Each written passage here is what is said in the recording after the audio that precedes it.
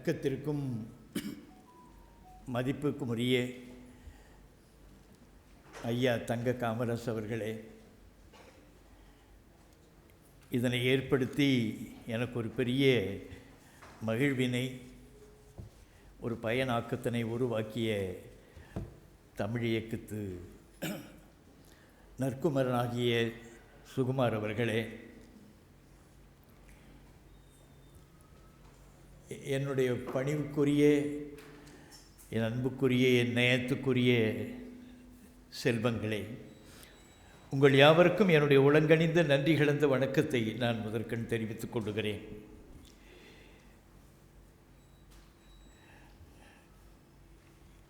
எனக்கு உண்மையாகவே நெஞ்சமெல்லாம் பூரிக்கிறது.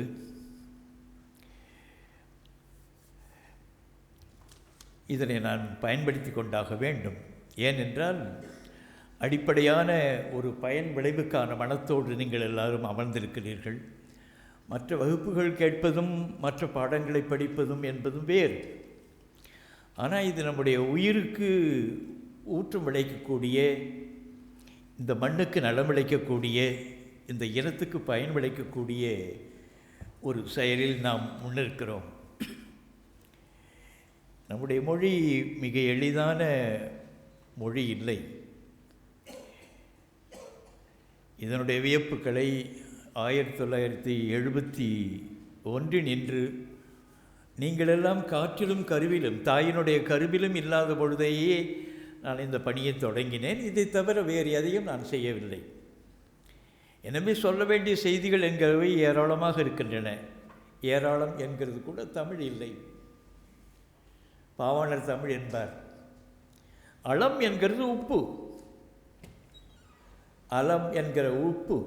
அதனால தான் உப்பளம் என்று சொல்லப்படுகிறது. அந்த இடம் இரண்டும் ஒரே சொல் தான். இந்த அல் என்கிறது தான் எஸ் சேர்த்து பெரும்பாலும் மேலே ஆரிய மொழிகளிலே, ஆங்கிலம் போன்ற மொழிகளிலே, ஜெர்மன் போன்ற மொழிகளிலே, நார்வேஜியன் போன்ற மொழிகளிலே எஸ் என்கிற ஒளி இயல்பாக சொற்களோடு புணர்ந்து வேறொரு சொல்லாக நம்முடைய சொல் அங்கே போய் கிடக்கும். உங்களுக்கு சொன்னால் வியப்பாக இருக்கும். பொட்டு என்றால் ஒரு புள்ளி என்று பொருள். அந்த பொட்டில் அடித்தான். பொட்டு என்பது புள்ளின்னு பொருள். ஒரு எஸ் சேர்த்து ஸ்பாட்டுன்னா நமக்கு விளங்காது. பரத்து, பரவு, ஸ்ப்ரெட்னா நமக்கு விளங்காது. பரவு என்கிறது ஸ்ப்ரேனா நமக்கு விளங்காது. பஞ்சு என்ற எஸ் சேர்த்து ஸ்பாஞ்சுன்னா நமக்கு தெரியாது. ஸ்பாஞ்ச் தனமான கை என்றெல்லாம் உண்டங்கள் எழுதுகிறார்கள். அந்த சொற்களில் இந்த எஸ் சேர்க்கிறது என்கிற வழக்கத்தில் இப்போ மெது என்ற எஸ் சேர்த்து ஸ்மூத்துன்னா நமக்கு விளங்காது. மல் என்கிறது மனத்தை குறிக்கிற சிறப்பு சொல். அதற்கு எவ்வளவோ செய்திகள் இருக்கின்றன. மல்லி, மல்லிகை, மல்லியை, மல்லிகை என்று வந்ததும் இருக்கிற மலர்களிலேயே மனமுள்ள பெரிய மலர், அந்த மிக மனமுள்ள மலர் என்கிற பொருளில்தான் மல்லி என்று வந்தது. நீங்கள் அதை விளங்கிக் கொள்ள வேண்டுமானால் நமக்கு கொரியண்டர் என்று வந்திருக்கிறது, கொத்து மல்லி என்று சொல்வது அந்த மனத்துக்காகத்தான். மல் என்கிறது கூட எஸ் சேர்த்து ஸ்மெல் என்று நமக்கு விளங்காது. என்னவோ போல இருக்கும். எனவே தான் நீங்கள் ஆங்கில அகராதிகள்லாம் நீங்கள் எடுத்து பார்த்தால், மேலை அகராதிகள் எடுத்து பார்த்தால், அந்த எஸ் என்கிற எழுத்துக்குரிய அந்த அளவு பருப்பமாக இருக்கும். எல்லா எழுத்துக்களும் ஒரு அளவு இருக்கும். எஸ் என்கிற எழுத்துக்கு வருகிறது. ஏனென்றால் எது எடுத்தாலும் இந்த தெலுங்கில் லூ டூ சேர்க்கிறது போல் எஸ் சேர்த்து இது பெரிய வியப்புக்குரியது. இந்த மொழி நம்முடைய சொற்களை எடுத்துக்கொள்ளுகிற அந்த மேலை ஆரிய மொழிகளில் பெரிய வியப்பு அந்த சகர பெயர். இதில் கடந்து என்ற ஒரு 2000 ஆண்டு கால அளவில் நம்முடைய மொழியில் 27 மொழிகள் கலந்தன. பிராமணியம் சூழ்ச்சியாக சமஸ்கிருதம் என்கிறது ஒரு மொழியே இல்லை. ஆனால் அது ஒரு பெரிய ஈடிணை இல்லாத ஒரு தேவ மொழி என்பதாக நம்மிடம் படம் காட்டப்பட்டிருக்கிறது. படம் காட்டுவது என்கிறது ஃபில்ம் காட்டுறது. அதில் ஒன்றும் இல்லை. கரு என்கிற சொல் நம்மிடம் வினைக்குரிய ஒரு மூலம். கருவி என்ற வினை உருவாக்குவதற்குரிய ஒரு மூலப்பொருள், துணை பொருளுக்கு கருவின்னு பேர். கருமம் என்பது வினை. இந்த கரு என்கிறது அங்கே கிரு என்று மேலையாரியத்தில், லத்தீனத்தில், கிரேக்கத்தில் கிடக்கிறது. கிருத என்று சொன்னால் செய்யப்பட்டதுன்னு பொருள். கிருதன்னா செய்யப்பட்டது. பிராகிருத இங்கே வந்த பிறகு பிராமணர்கள் முதலாக செய்து கொண்ட மொழி பிராகிருதம். எல்லா இந்தியா முழுமைக்கும் இருந்த பல்வேறு வகையான வட்டார வழக்குகளினின்று எடுத்து போட்டு பிராகிருதம்னா முந்தி செய்யப்பட்டது. சம் என்ற கலப்புன்னு பொருள். இப்போ என்கிறது சேர்க்கை, என்கிறது இப்போ பேசுகிற பொழுதே என்று சொன்னால் என்ன பொருள் என்றால், போதுங்க நான் எடுத்து அங்கே வைக்கணும்.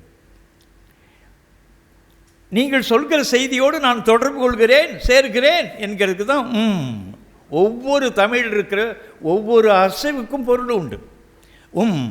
சேர்க்கை, சேர்க்கை. ஊமை, வாய் பேச முடியாது, வாய் இதழ் மட்டும் பொருந்தி இருக்கிறபடியான ஆளுக்கு ஒளி மட்டும் வரும், கருத்து விளங்காது, பொருள் விளங்காது, சொல் விளங்காது. ஊமை.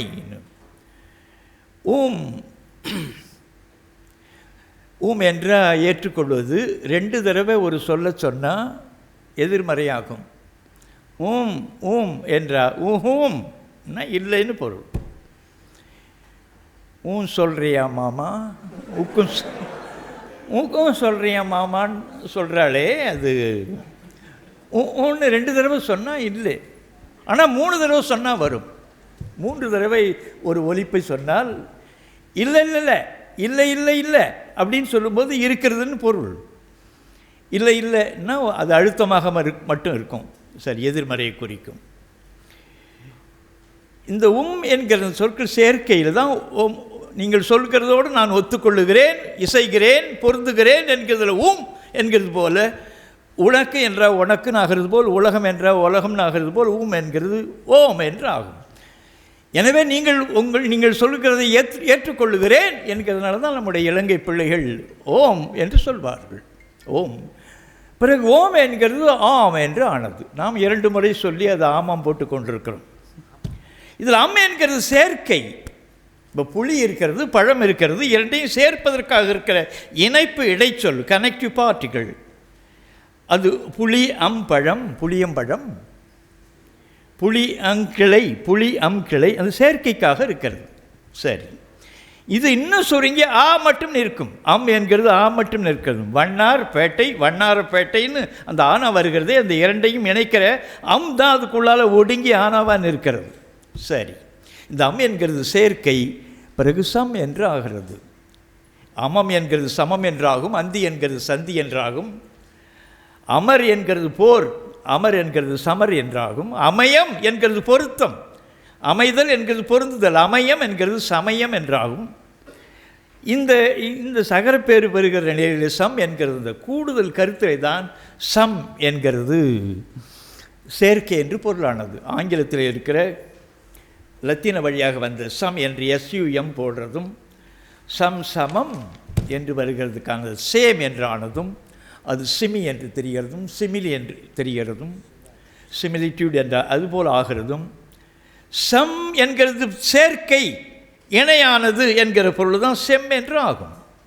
செம்காய் என்ன, காயும் இல்லை பழமும் இல்லை. கண்களவு கொள்ளும் சிறு நோக்கம் காமத்திற் செம்பாகம் என்று பெரிது. நான் எல்லாரும் நீங்கள் வளர்ந்த பிள்ளைகள், பதம் நிறைந்த பிள்ளைகள், உணர்வு விளங்கிய பிள்ளைகள் என்பதற்காக நான் எதையும் மறைக்க நான் விரும்பவில்லை.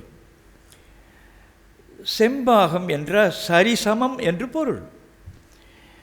அந்த பெண் பார்க்கிறது, அந்த கண்ணாலே களவு கொள்கிறது, களவு கொள்வது போல பார்க்கிற பார்வை, அதுவும் சின்னதாக குறுக்கி கொண்டு பார்க்கிற பார்வை, சிறு நோக்கம், கண் திருவள்ளுவர் மிகப்பெரிய நுட்பமான அறிஞர் இந்த பாலியல்லே.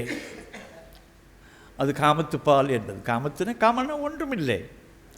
அதை நம்முடைய இனம் எப்படிப்பட்ட இனம் என்கிறதுக்கு ஒரு சான்று திருக்குறளில் இருக்கிற 25 அதிகாரங்களில் இருக்கிற 250 குறட்பாக்களையும் தாயின் மடியில் படுத்துக்கொண்டு தாயும் பிள்ளையும் பேசிக்கொள்ளலாம், மகனும் பேசிக்கொள்ளலாம். 2 பேரும் ஒன்றிணைகிற அந்த இணை விளைச்சி என்கிற அந்த புணர்ச்சியை கூட தோள் மேல் துயில் மென்றோல் துயில்னு சொல்லுகிறபடி பண்பாட்டாளன் நம்முடைய தமிழன். தோள் மேலே தூங்குறது, மென்மையான தோள் மேலே தூங்குறது, அதுக்கு மேலே போக மாட்டோம். அழகு அதெல்லாம். அதில் கண்களவு கொள்ளும் சிறு நோக்கம் காமத்தில் செம்பாகம் என்று பெரிது. காமத்தில் அது பாதி, சரியான பாதி இல்லை, அதை விட பெருசு அந்த பார்வை, அப்படிப்பட்டது என்று சொல்வார். அதுக்காக சொன்ன செம்பாகம், செங்காய். செம் என்கிறது பாதி, செமி என்ற பாதி என்கிறது நமக்கு லத்தீனத்தில் கிரேக்கத்தில் விளங்குகிறதே.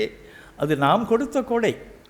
நான் ஏறத்தாழ ஒரு 70,000-80,000 செய்திகளை இந்த வகையில் சொல்ல முடியும். 50 ஆண்டு காலம் இந்த வேலையை மட்டும்தான் பார்த்து கொண்டிருக்கிறேன். செமி என்கிறது இன்னும் சுருங்கி ஹெமி என்று ஆகும், பாதின்னு பொருள். சப்த எடுத்து தூக்கி கொண்டு வந்தான். செப்த என்கிறது ஹெப்த என்றால் உங்களுக்கு தெரியாது. செகு என்கிற வடிவத்தினின்று செகு என்றால் வெட்டுறதுன்னு பொருள், வெட்டுவதுன்னு பொருள். ஒன்றன் உயிர் செகுத்து உண்ணாமை நன்று வெட்டி. இந்த செகு என்கிறது செகர், டு கட்னு பொருள். செக்மெண்ட் என்ற பிரிவுன்னு பொருள், செக்ஷன் என்ற பிரிவுன்னு பொருள். செக் என்கிறது பிரிவு என்கிற பொருள். இதான் இது பகு என்கிற சொல் பகல் என்கிறது பால் என்றானது போல. இது ஆண்பால், இது பெண்பால், இது இந்த பகுதி, இந்த பகுதி. அதுபோல் செகு என்கிறது செக் என்றானது, பிறகு செக்ஸ் என்றானது. அதுக்கு பாலியல் என்று மொழிபெயர்த்ததெல்லாம் அறிவு, நுட்பமான அறிவு அது. சரி, இந்த இந்த இந்த இந்த மொழி இதில் அவர்கள் 2000 ஆண்டு காலமாக நாம் தூங்கிக் கொண்டிருந்தோம், ஏமாந்து போய் கொண்டிருந்தோம், ஏய்க்கப்பட்டு கொண்டிருந்தோம். அதனால் எந்த வகையான வளர்ச்சியும் இந்த மண்ணிலே ஏற்படவில்லை. இதை நீங்கள் ஆழமாக உணர வேண்டும். ஏன் இங்கு அறிவியல் வளர்ச்சிகள் ஏற்படவில்லை, ஏன் ஆக்கங்கள், அறிவு நிலைகளில் பெரிய ஆக்கங்கள் இங்கே நடக்கவில்லை என்ற ஒரு பெரிய தடை இங்கு வந்துவிட்டது. முட்டுக்கட்டைகள், பெரிய மன்னர்கள், சேரர்கள், சோழர்கள், பாண்டியர்கள் என்கிற இந்த முண்டங்கள் எல்லாம் அவன் சொன்னதை கேட்டுக்கொண்டு எல்லா ஆட்டமும் ஆடிக்கொண்டு குட்டிச்சுவராக்கினார்கள். உங்களுக்கு சொல்ல விரும்புகிறேன், 2000 ஆண்டுகளுக்கு முந்தி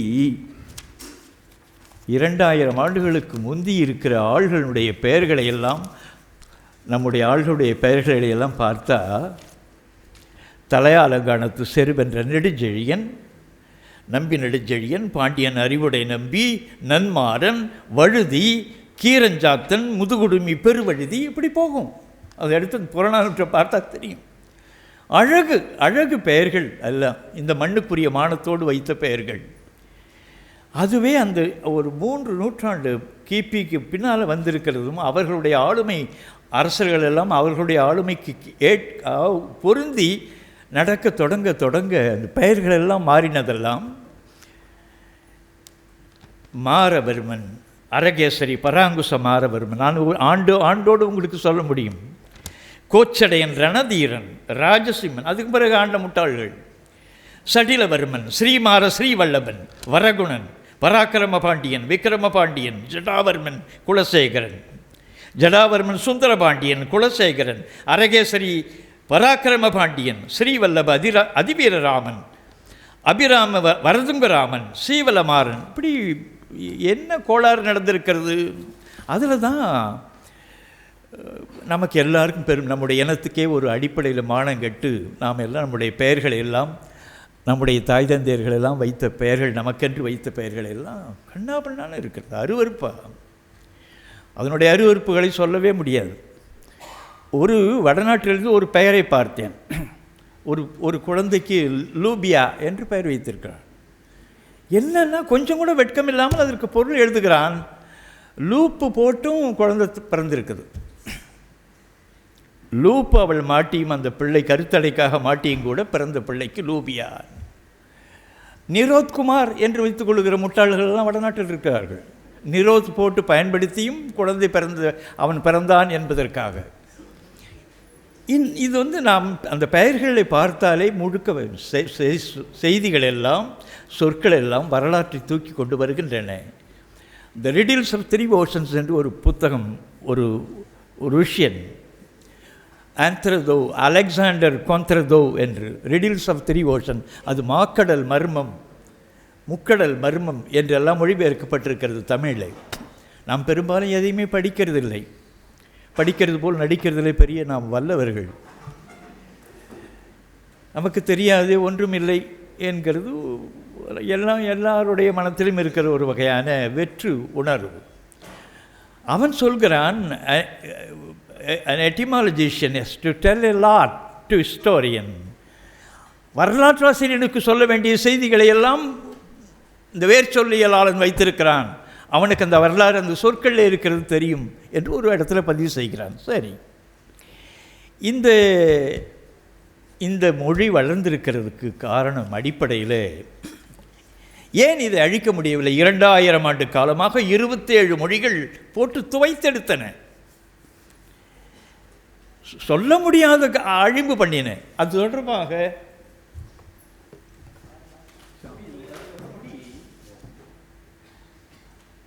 அந்த தண்ணீரில் புத்தகம் கேள் 1983 இன்றைக்கு 41 ஆண்டுகளுக்கு முந்தி, அதற்கு முந்தி ஒரு 7-8 ஆண்டுகளாக செய்த முயற்சியில் இவை தமிழல்ல என்று ஒரு நூல் நான் எழுதினேன். தமிழில் கலந்திருக்கிற பிறமொழி சொற்களுக்கான பொருள்கள். அது ஏறத்தாழ ஒரு 6000-7000 அடிப்படையான சொற்கள் கலந்திருக்கிற சொற்களில் அதற்கு என்ன தமிழில் சொல்வது என்பதற்கான முயற்சி. அது வெறும் 160 பக்கம்தான். ஒரு 20 பக்கம் முன்னால் முன்னுரை இருக்கும். அதில் இருக்க ஒரு பகுதியை பார்த்துவிட்டு தான் நான் பல்கலைக்கழகத்துக்கு அழைக்கப்பட்டேன். 4 பக்கத்தை படித்துவிட்ட ஒரு அறிஞன் என்னை முழுக்க பயன்படுத்தி கொண்டான். 1983 தொடங்கி என்னென்ன சொற்கள் எல்லாம் இந்த மண்ணுக்குள் உள்ளே நுழைந்திருக்கின்றன என்பது தான் 40-45 ஆண்டு காலம் நான் மேய்ந்தேன், உலா வந்தேன். அதில் அந்த நூல் வந்த பிறகு மேலும் மேலும் மேலும் என் சொற்களை பற்றிய பகுதியில் மறுபடி அயர்ச்சல் அகராதி என்று ஒரு 10 ஆண்டுகள் சென்று 15 ஆண்டுகள் சென்று ஒரு நூல் வந்தது. 10 ரூபாய்க்கு போட்ட அந்த நூல், அப்பொழுது நானும் என் துணைவியாரும், நான் இந்த எப்பொழுதுமே அடிப்படையான அறிவாளிகளுடைய குடும்பம் மிக கொடுமையாக இருக்கும், வறுமைப்பட்டு. புலவன் என்றாலே அதுக்கு ஒரு அடையாள ஒரு இது, அந்த அமைப்பே அந்த வறுமை தான். அந்த 80 நான் திருமணம் செய்து கொண்டேன். அது ஒரு காதல் திருமணம். அதெல்லாம் தனி அழகு, கற்பனை கூட பண்ண முடியாதபடியான ஒரு பெரிய ஒரு தெய்வ பெண் எனக்கு மனைவியாக வாய்த்தாள். 40-45 ஆண்டுகள் வாழ்ந்து அவள் இறந்து போய்விட்டாள் புற்றுநோயினாலே. அது பெரிய கொடுமை. அந்த பொழுது வாழ்க்கையை தொடங்கின பிறகு நான் வழக்கறிஞராக நாடகம் போட்டுக்கொண்டு போவேன், வழக்கறிஞர் மன்றத்துக்கு போவேன், திரும்பி வருவேன். யாராவது அந்த பிணை எடுக்கிறதுக்காக இருக்கிறதிலே ஒரு 10 ரூபாய் 5 ரூபாய் எடுப்பதற்காக முடிச்ச விழுக்கிற பொழுது எனக்கு அழுகை வரும். தவிர்த்து விட்டு வெறுங்கையோடு வருவேன். இப்படி ஒரு 4 ஆண்டு காலம் இருந்த அந்த இடைப்பொழுதில்தான் அந்த நூல் வந்தது, இவை தமிழல்ல என்று. தமிழகம் முழுமைக்கும் இருந்து 2 நாளைக்கு 3 நாளைக்கு ஒரு முறை 10 ரூபாய் பண விலை வரும், மணி ஆர்டர். என் மனைவி குதிப்பாள், மகிழ்ச்சியில் குதிப்பாள். அந்த நிலை, அந்த நூல். அதற்கு பிறகு 10 ஆண்டு 15 ஆண்டு சென்று அயர்ச்சொல் அகராதி. அதற்கு இன்னும் கூட நான் ஓயவில்லை. இது வந்து ஒரு 10 ஆண்டுகளுக்கு 15 ஆண்டுகளுக்கு முந்தி வந்தது. தமிழிலே கலந்திருக்கிற அடிப்படையான பிறமொழி சொற்கள் 27 மொழிகளில் நின்று போட்டு தோய்த்திருக்கிறது. ரிகிஷா என்ற இது வந்து ஜப்பானிய சொல். இது சிலுவை, அது அரமிக் சொல். போட்டு தேடி தேடி தேடி உலக மொழிகளில் தேடி தேடி தேடி இது போன்று இது இப்பொழுது வரப்போகிற நூல் இதை போலும் 2 மடங்கு இருக்கும். அவ்வளவு அழிவுகளை நாம் பொறுத்து கொண்டிருந்தோம். அதை ஏன் இந்த 27 மொழிகள் போட்டு துவைத்தும் இந்த மொழியை ஒன்றும் அசைக்க முடியவில்லை என்றால் இதற்கு இருக்கிற இயற்கைத்தன்மை. நம்முடைய நுரையீரல் இருக்கிறது. நுரையீரலுக்குள்ளால் நான் கொஞ்சம் மனம் திறந்து பேச விரும்புகிறேன். அந்த நுரையீரலுக்குள்ளால் ஒரே ஒரு இம்மி, ஒரு அணு, அது இம்மியில் ஒரு சின்னது, அதுக்கு உள்ளால் மூக்கு வழியாக போய் நுரையீரலுக்கு உள்ளே போனால் அது இயற்கை நமக்கு தாங்காது. உள்ளே இருக்கிற நிலைகள் எல்லாம் வேலை செய்து 600 கிலோமீட்டர் 600 ஐரி மாத்திரை வேகத்தில் அது தும்மலாக வெளியே வருகிறது. அந்த சிறு இம்மி அப்படி தூக்கி வெளியில் தும்மலாக வீசுகிறது. உள்ளே தங்க முடியாது ஒன்றும் அந்த நுரையீரலுக்குள்ளால். அப்படித்தான் இந்த இயற்கை மொழி தன்னை காத்து கொண்டு நிற்கிறது, வேற எவனும் காக்கிறது. எனவே எல்லா சொற்களும் வந்து அந்த மேல் ஓட்டு பக்கத்திலேயே மேய்ந்து கொண்டிருக்கின்றன. இன்றைக்கு கூட எல்லாத்தையும் நாம் பயன்படுத்துகிறதெல்லாம் கொஞ்சம் போலித்தனமாக பயன்படுத்துகிறோம். ஹாய் என்றோம், வாவ்ன்றோம். கோளாறு நமக்கு ஒரு பெரிய ஆங்கிலத்தில் நேரடியாக ஆங்கில விந்திலிருந்து பிறந்தது போல் நாம் நினைத்து கொண்டு நாம் இப்போ பல பேர் நிறைய பட்டங்களை போட்டுக்கொள்வது எதற்கென்றால் தாங்கள் முண்டம் என்று தெரிந்துவிடக்கூடாது என்பதற்காக. அதில் ஒன்றும் இல்லை. ஆனால் தமிழில் உங்களுக்கு படிப்படியாக நான் சொல்ல விரும்புகிறேன். இந்த மரபு மிகப்பெரியது. 2700 ஆண்டுகளுக்கு முந்தி செய்யப்பட்ட தொல்காப்பியம், அதில் எடுத்து பார்த்தா மரபியல், வெளிமரபு, சொல் மரபு என்று அந்த சொல்லுகிற அந்த மரபு பற்றியே பேசுகிற அந்த தொகுதி அதனுடைய தொல்காப்பியம் என்றால் அவன் ஒரு ஆள் பேர் வைத்திருந்தான் என்று எண்ணிக்கொண்டிருக்கிறோம். இந்த அரங்கு இருக்கிறது போலவே 2-3 மடங்கு இருக்கிற பல்வேறு வகையான வீடுகளில் நிறைய ஓலைச்சுவடைகளை தொகுத்து கொண்டு படிப்படியாக ஒன்றாய் எடுத்துக்கொண்டு ஒரு மிகப்பெரிய வேலையை ஒருவன் செய்திருக்கிறான் அல்லது ஒரு குழு செய்திருக்கிறது. அது இந்த தொன்மையான நிலையை காத்து வைக்கிற இயம் என்கிற பொருளில் தொல் காப்பு இயம் என்று அந்த ப்ரொடெக்ஷன் நடந்திருக்கிறது. அதுதான் அதுக்கு போய் திரணதுமாக்கினின்னு அவர் இருந்தார் ஒருத்தர், அவர் பேர் திரணதுமாக்கினி, அவர் தொல்காப்பியர்னு பேர் வச்சிட்டார். முண்டங்கள். இது தொடர்பாக இருக்கிற அந்த மரபு என்கிற செய்தி பற்றி நாம் கொஞ்சம் எண்ணணும். உலகத்தமிழ் ஆராய்ச்சி நிறுவனத்திலே தொல்காப்பியத்தினுடைய உரை வளம் என்று இவ்வளவு நூல்கள் வந்திருக்கின்றன. அது சிவலிங்கனார் என்று எனக்கு தொடர்புடைய புலவர். அவர் இறந்து விட்டார். 2 ஆண்டு ஆகிறது இறந்து. அவர் அந்த மரபியலை அவருடைய நூலை வாங்கி பார்த்த பொழுது, அந்த தொகுப்பை பார்த்த பொழுது, எவ்வளவு முயன்றும் இந்த மரபு என்கிற சொல்லுக்கு பொருள் காண முடியவில்லை என்று எழுதியிருக்கிறார். நான் எதுக்கு சொல்லுகிறேன், அதுக்கு ஒரு கட்டுரை எழுதினேன் நான், மரபு என்று. 1982 பெரும்பாலும் நீங்கள் பிறந்திருக்க மாட்டீர்கள். சென்னையிலே தமிழ், சமஸ்கிருதம் மற்றும் பிற இந்திய மொழிகள் ஆராய்ச்சி நிறுவனம் என்று ஒரு நிறுவனம், Tamil, Sanskrit and other Indian languages research institute, அந்த நிறுவனத்தில் நான் சிறு பையனாக ஒரு 30-31 பையனாக இருக்கிற பொழுது என்னை அழைத்து 7 கூட்டங்கள் நடந்தன, ஆராய்ச்சி கூட்டங்கள் நடந்தன. 2 மணி நேரம் என்னுடைய உரை, 1 மணி நேரம் கேள்வி நேரம். கேள்வி கேட்கிறவர்கள் யார் தெரியுமா? பொற்கோ, அரவாணன், அப்பாதுரையார், சுப்புரெட்டியார், இது போன்ற தலைவர்கள் 600 பேர் கூடினார்கள்.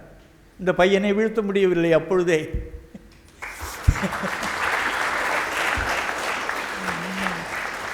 தமிழ், சமஸ்கிருதம் மற்றும் பிற இந்திய மொழிகள் ஆராய்ச்சி நிறுவனத்தில் அருளியாற்றிய மொழியியல் உரைகள் என்று 5 தொகுதிகள் 84 வந்தது. சரி, இதெல்லாம் ஓயாமல் நான் ஒன்றை ஈடுபட்டு கொண்டே இருந்தால் எல்லா நலங்களும் வரும், எல்லா பெருமையும் வரும், எல்லா புகழும் வரும், எல்லா மதிப்பும் வரும் என்பதற்கு ஐ எம் an எக்ஸாம்பிளார். நான் ஒரு எடுத்துக்காட்டாளன்.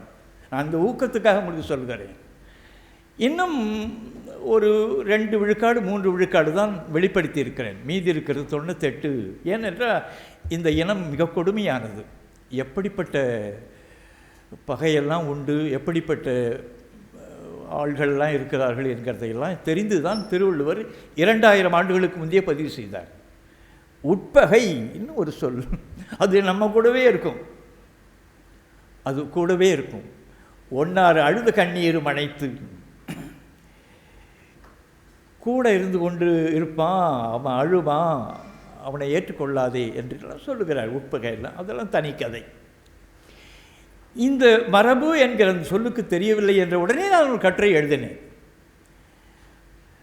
மா மா என்ற பெரிதின் பொருள். இந்த சொல்லை தொடக்கத்தில் இந்த பித்தகாந்திரபச ரெக்டஸ் என்று நிமிர்ந்த குரங்கு மனிதனாக இருக்கிற பொழுதே போட்ட ஒளி, பெருசு என்று சொல்கிறதுக்கு அந்த ஒளியை போட்டான். மா, அந்த பெரிய அளவு என்கிற பொருளில் தான் ஒரு மா இருமான்னு நிலத்துக்கு அளவு சொல்லப்பட்டது. மா என்கிறது அளவு, மா அணம், மானம் என்பது அளவு, மானம் என்கிறது அளவு, மானித்தல் என்பது அளவிடுதல், தீரமானித்தல் என்கிறது தான் தீர்மானித்தல், தீர்மானம் என்கிறது அளவு. அங்கே வந்து மோன் என்கிற வடிவத்தில் லத்தீன கிரேக்கங்களில் தெரியும். 30 நாள் என்கிற கணக்குக்கு மான் என்று ஆனது, பிறகு மூன் என்று ஆனது.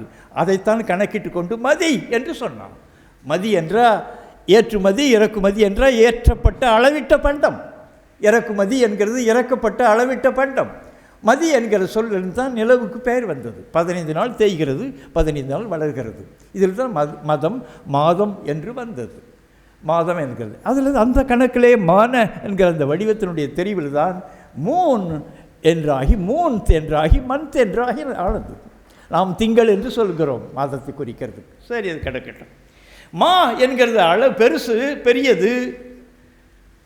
மா இந்த உடம்பிலேயே மிக பரந்துபட்ட இடம் என்கிறது இது. இதற்கு அகலம் என்று ஒரு 30 இடங்களில் சங்க இலக்கியங்களிலே, கடக இலக்கியங்களிலே பதிவு இருக்கிறது. சாந்தார் அகலம், சாந்து பூசின மார்பு என்கிற அகலம். அந்த அகலம் தொடர்பாக எடுத்துக்கொண்டா எனக்கு எங்கெங்கேயோ போகும் மூளை. ஆ என்கிறது பெருக்கம், ஆகு என்கிறது பெருக்கம், ஆகு ஆகு ஆக்கம் பெருக்கம், ஆகு ஆகு அகல் என்ற பெருகுதல்னு பொருள். வேர் விட்டு கொண்டு வளர்ந்து கொண்டே போகிற மரம் அகல் மரம் என்கிறது ஆள் மரம் என்று ஆனது. மகள் என்கிறது மாள் என்று ஆனது போல, பகல் என்கிறது பால் என்று ஆனது போல, மகன் என்கிறது மான், பெருமகன் என்கிறது பெருமான் என்று ஆனது போல, இந்த அகல் என்கிறது ஆள் என்று ஆனது. அந்த ஆள் என்கிறது தான் பிறகு சால் என்று ஆனது. சால என்ற மிக, சால உருதவ நனிகூர் கழி மிகல் மிகுதியை குறிக்கிற சொல். சாலவும் நன்று நம் மிகவும்னு பொருள். சரி, கிடக்கட்டும். இந்த மாறு, மாறு நம்ம சொன்னது மாறு, மாறுன்னு சொன்னால் இதுதான் மூல வடிவம். மார்பு, மார்பு என்ற மார்பு என்று தெரிந்தது. அளவு என்கிறது அளவு என்று தெரிந்தது. அளவு எடை என்பது அந்த அளவு மேலும் போவது என்பது அளவு எடை. அளவு என்கிறது அளவு என்று ஆனது போல், உருவு என்கிறது உருபுன்னு ஆனது போல், இந்த மார்பு என்கிறது மார்பம் என்கிற சொல்லை கம்பன் கையாளுகிறான் 1000 ஆண்டுகளுக்கு முந்தி. மார்பு இன்னும் சொன்னால் உங்களுக்கு வியப்பாக இருக்கும். மார்பினாலே தழுவு என்கிறது மார்பு, மருவு என்றால் மார்பினாலே தழுவுன்னு பொருள். இப்போ ஒரு பெண் வருகிறாள் நம் வீட்டுக்கு, மருமகளாக வருகிறாள். மருவு மகள்னா அவள் வேறு யாரும் இல்லை, அவள் மகள். இது இந்த மண்ணினுடைய பண்பாடு. மகளாக தழுவி கொள்ளப்பட்டவள். நம்முடைய பிள்ளையை திருமணம் பண்ணி கொள்கிறான் அந்த பையன் என்றால் அவன் மருவு மகன், மருமகன், மருமகள் என்கிறது கூட இருக்கிற இந்த செய்தி. இதுதான் இந்த மரபு என்கிற வடிவந்தான். இப்போ தரு என்கிற சொல் தரு அபு தரவு என்று ஆனது. அதுபோல் மரபு, மருவு என்கிறது மரபு என்று ஆனது. மரபு என்பது மரபு என்றானது. மீண்டும் மீண்டும் தழுவி பெறுகிற செய்தி எதுவோ அது மரபு. எனவே தான் 10 இடங்களுக்கு மேலே தொல்காப்பியத்தில் தழியல் வேண்டும், மரிய மரபே, மரிய என்ற மருவினன்னு பொருள். இது சொல் ஆய்வில் எப்படி அது உள்ளே நுழைந்து கொண்டு அதை காண்பது என்பதற்கான வழி இது மரபு என்கிறது. இந்த மரபு தான் இந்த மொழியை காத்துக்கொண்டு நிலைநிறுத்தி கொண்டு இருக்கிறது. இதில் நான் இங்கு சொல்ல வருகிறது, இந்த பாவேந்தர் போன்றிருக்கிற உள்ளங்களை நாம் எல்லாம் படிக்க வேண்டும். பாவேந்தருடைய நூல்களை இதெல்லாம் படித்து போடலாம். ஒரு புதினம் போலவே படித்து போடலாம். அவ்வளவு சொல்லப்பட்டிருக்கிறது அந்த செய்திகள். சும்மா விளையாட்டு இல்லை. பாவேந்தர்லாம் ஒரு ஆசிரியர், ஒரு பள்ளிக்கூட ஆசிரியர். அவர் இந்த மண்ணுக்காக அவர் கவலைப்பட்டு எழுதியிருக்கிற பதிவுகள் எல்லாம் நான் இருந்தாலும் கொஞ்சம் நேரம் ஆனாலும் சொல்ல விரும்புகிறேன். பாட்டு எழுதலாம் என்று எடுத்தேன். அவருடைய மனத்தை பாருங்கள்.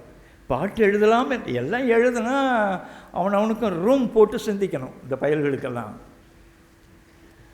எழுதலாம் என்று எடுத்தேன், ஏடெடுத்தேன் கவி ஒன்று வரைந்திட என்னை எழுதென்று சொன்னது வான். வானம் என்னை கெச்சி கூத்தாடினது, என்னை எழுதலாம். ஏடெடுத்தேன் கவி ஒன்று வரைந்திட என்னை எழுதென்று சொன்னது வான். ஓடையும் தாமரை பூக்களும் தங்களை ஓவியம் திட்டுக என்று உரைக்கும். காடும் கழனியும் கார்முகிலும் கருத்தை கவர்ந்திட எத்தனிக்கும். ஆடும் மயில் நிகர் பெண்கள் எல்லாம் உயர் அன்பினை சித்திரம் செய்க என்பார். சோலை குளிர் தரு தென்றல் வரும், பசும் தோகை மயில் வரும், அன்னம் வரும். மாலையில் மேற்றிசை வானத்திலே வீழும் மாணிக்க பருதி காட்சி தரும். வேலை சுமந்திடும் வீரரின் தோல் உயர் வெற்பென்று சொல்லி வரைகை எனும். கோலங்கள் யாவும் மலைமலையாய் கூவின என்னை. இவற்றிடையே இன்னலிலே தமிழ்நாட்டினிலே உள்ள என் தமிழ் மக்கள் துயின்றிருந்தார். துன்பத்தில் எவனாவது தூங்குவானா? இந்த முட்டாள் தமிழ முட்டாள் தூங்குவான். இன்னலிலே தமிழ்நாட்டினிலே உள்ள என் தமிழ் மக்கள் துயின்றிருந்தார். அன்னதோர் காட்சி இரக்கம் உண்டாக்கி என் ஆவியில் கலந்ததுவே என்கிறது. நாம் எல்லாம் தூங்கி கொண்டிருக்கிறோம் என்கிறபடியான ஏராளமான பதிவுகள். அதெல்லாம் தனி அழகு. அவர் எழுதின குடும்ப விளக்கு அதெல்லாம் கற்பனை பண்ண முடியாது. இயல்பாக அது சொல்ல அழகின் சிரிப்பு என்றெல்லாம் தலைப்பு வைக்க முடியாது. அழகின் சிரிப்பு, இருண்ட வீடு என்றெல்லாம் தலைப்பு வைக்க முடியாது. அவர் எவ்வளோ பெரிய நுட்பமான அறிஞர் என்கிறதுக்கு அதெல்லாம் சான்று. ஏராளமாக அவருடைய விழிப்பு, அவர் தூண்டிய தூண்டுதல் என்கிறது பெரிய மாற்றங்களை இந்த மண்ணிலே செய்தது. எனவே அதை ஆழமாக நாம் படிக்க வேண்டும். இந்த அவர் ஒரு பாட்டு அந்த ஒரு பகுதியை பார்க்கிற பொழுது எனக்கு வியப்பாக இருந்தது. எம்மொழிக்கும் தமிழ் செம்மொழி வேர் என என்பிக்க மாட்டாயா? என்பிக்க மாட்டாயா என்றால் நீ மெய்ப்பிக்க மாட்டாயான்னு பொருள். எல்லா மொழிக்கும் தமிழ்தான் வேர் என்பதை நீ என்பிக்க மாட்டாயா தம்பின்னு கெஞ்சுறார். அதெல்லாம் எனக்கு பெரிய வியப்பாக இருக்கும். அதற்குரிய அதுபோன்று இருக்கிற ஒரு பெரும் முயற்சியை இந்த மண்ணிலே பண்ணினவர் தேவநேயப்பா வாணர். காலையில் கூட சொன்னார்கள் ஐயா அவர்கள். 73 அந்த திருவிக்காவினுடைய சிலை திறப்பு விழாவுக்கு 3 பேர் போனோம். கடலூரிலிருந்து புறப்பட்டு 3 பேர் வண்டியிலே போகிறோம். அதில் ஒரு பாவாணர், இந்த பையன், பெருஞ்சித்திரனார் 3 பேரும் போனோம். அவரோடு தான் தங்கியிருந்தேன். இந்த விழா முழுமைக்கும் நான் கூட இருந்தேன். இதெல்லாம் என்னுடைய பழைய பதிவுகள். அது ஐயா அங்கே அவர் வழியில் விடவே இல்லை. 3-4 மணி நேரமும் கேள்வி கேட்டுக்கொண்டே துருவிக்கொண்டே போகிறேன். ஆங்கிலம் எப்படிப்பட்ட மொழி? ஆங்கிலமா? அது 40 விழுக்காடு கிரேக்கம், 40 விழுக்காடு லத்தீனம், 10 விழுக்காடு ஆங்கிலோ சாக்சானியம், அதில் ஆங்கிலோ 5 விழுக்காடு, சாக்சானியம் 5 விழுக்காடு, வேர்ல்டு லாங்குவேஜ் உலக மொழிகள் 10 விழுக்காடு. டக்குன்னு விடை வரும். அதெல்லாம் கற்பனை பண்ண முடியாத அறிவெல்லாம் சாப்பாட்டுக்கு வழி இல்லாமல் இறந்தன, இந்த மண்ணிலே புதைந்தன. தொடர்பாக அவருக்கெல்லாம் கலைஞர் ஏற்பாடு பண்ணினாலும் கூட அவரை நான் போய் கேட்டேன், ஐயா உங்களுக்கு இடம் ஒதுக்கி இருக்கிறார்களாமே, குரலகத்தில் இடம் ஒதுக்கி இருக்கிறார்களாமே என்று கேட்கிறேன். அவர் சொன்னார், அதை விட ஒரு அறை கொடுத்திருக்கலாம். போய் பார்த்தா தான் தெரியுது, இவ்வளோ பெரிய கூண்டு போல் ஒரு அறை ஒதுக்கினார்கள். சரியாக செய்யவில்லை, ஏதோ ஒரு அரசியலுக்காக ஏதோ பண்ணினார்கள். அவர் பாவாணருடைய விடை அதுவாக இருந்தது. உங்களுக்கு அறை கொடுத்திருக்கிறார்களாமே, அதை விட ஒரு அறை கொடுத்திருக்கலாம். அவருடைய அந்த வெளிப்பாடெல்லாம் மிக வியப்பாக இருக்கும். என்னென்னவோ குறும்புகள் அரசியலில் நடந்தன. நெடுஞ்செழியன் என்று சொல்ல மாட்டார். அந்த நெடுந்தடியன் தானப்பா, இந்த நெடுந்தடியன் தான்ப்பா இப்படி கெடுத்தான். மாப்பசி என்று சொல்ல மாட்டார், மாப்பசி என்னுவார். ஒவ்வொருவரும் அவர் ஒரு அறிஞருக்கு என்னென்ன வகையான தீங்குகள் நடந்தன, யார் யாரெல்லாம் தீங்கு செய்தார்கள் என்கிறது இந்த அருளிக்கு தெரியும். ஒரு அறிவாளியை, ஒரு உண்மையாக இந்த மண்ணுக்கு உழைக்கிறவனை இந்த குமுகம் விடாது, அரசியல்காரர்கள் விட மாட்டார்கள். துன்பப்பட்டே ஆனால் பாவாணருக்கு அருளி என்கிறவன் யார் என்று தெரிந்தது. 3 ஆண்டு காலம் இங்கே நான் சட்டம் படிக்கிற பொழுது ஒவ்வொரு தடவை இது வேறு அயலாக இருந்தாலும் சிலவற்றை நீங்கள் தெரிந்து கொள்ள வேண்டும். ஒவ்வொரு ஞாயிற்றுக்கிழமையும் நான் அவர் வீட்டுக்கு காலையில் போய்விடுவேன். அப்படி 3 ஆண்டு காலத்திற்கு மேல் நடந்தது. என் திருமணத்திற்காக அவரை வர வேண்டும், நீங்கள் உங்கள் எதிரில் இருந்தால்தான் நான் தாலி கட்டுவேன் என்று கூட நான் சொன்னேன். தேவனையப்பா வாடரை வருகிறேன் என்று சொல்லிவிட்டு வரவில்லை. ஒரே ஒரு மஞ்சள் அட்டையில் அவர் ஒரு வாழ்த்து மட்டும் அனுப்பியிருந்தார். தெருளூர் கல்வியோடு இந்த பாட்டு தொடங்கினது. ஒரு அறிவாளி எப்படி எழுதுவார் என்கிறதுக்காக மணியே எழுதுவார் என்பதாகவே. தெருளூர் கல்வியோடு திருவருள் பாங்காய் நிற்ப அருளி தேன் மொழியர் ஒன்றி அன்பினால் இன்பம் பொங்கி பொருள் என தமிழின் தூய்மை போற்றி ஈர் அறிஞர் பெற்றே உருளுறும் உலகரத்தின் உரம்பெற நீடு வாழி ஞாதேவனையன் போட்டு அனுப்புகிறார் என்பது. நான் சொல்வது 43-44 ஆண்டுகளுக்கு முந்தி அவர் எனக்கு எழுதின. அவருக்கு தெரிந்தது என்னுடைய கல்வி தெருளுடையது, தெளிவுடையது, ஆற்றல் சான்றது என்பது. நானும் என் மனைவியும் 3ஆம் நாள் போய் அவர் காலில் நெடுஞ்சாலையாக விழுந்து அவர் காலை நான் பற்றி கொண்டிருக்கிற பொழுது நான் எழுதின குறிப்பு தெரிந்ததா என்று சொன்னார். என்ன ஐயா குறிப்பு தெரியல, சும்மா சொன்னேன். பொருள் என தமிழின் தூய்மை போற்றி ஈர் அறிஞர் பெற்றே 2 உங்களுக்கு பிறக்கிற பிள்ளைகளும் அறிஞர்களாகவே பிறப்பர் சொன்னார். ஒன்று சொல்லட்டுங்களா? என்னுடைய மகன் வந்திருக்கிறார். எழுந்து நில்லப்பா, நீ ஒரு பேர் தெள்ளியன், 2வது மகன். தெளிவான அறிவாளின் தெள்ளியன் என்று பெயர் வைத்ததும் பெரிய பையன் பேர் அறிவன். அதை பாவாணரை சுமந்து கொண்டுதான் நான் இந்த தமிழ் இயக்கத்திலே, இந்த தமிழ் மீட்பு தொடர்பாக இருக்கிற அந்த மீட்பர்களோடவே வாழ்ந்து அவர்களோடவே கரைந்து போய் கொண்டிருக்கிற ஒரு வடிவம். எனவே இதில் நீங்கள் நான் சொல்கிற செய்திகளிலே இனி நீங்கள் கவனம் செலுத்த வேண்டும் என்று விரும்பி கேட்டுக்கொள்கிறேன். இதை